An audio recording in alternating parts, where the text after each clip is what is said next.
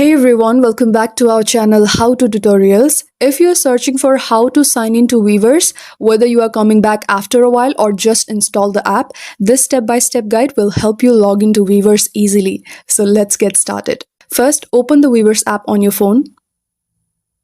If you don't have it yet, download it from the Play Store or App Store by searching Weverse. Now on the main screen, tap Login at the bottom. Now choose how you want to log in, either via email or Google or Apple ID for iPhone or X, which is completely optional. For email login, enter your registered email address here and tap Continue with this email. Now enter your password. If you cannot remember your password, simply tap Forgot your password to retrieve it via email. Now tap Login.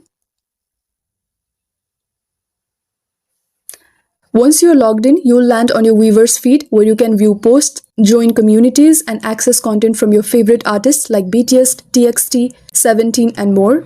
If you see a login error, try switching from Wi-Fi to mobile data or update your app to the latest version. This usually fixes it. And that's how you sign into your Weverse account. If this video helped, please hit like, subscribe, and let me know in the comments if you have any queries. Thank you for watching, and I'll see you in the next one.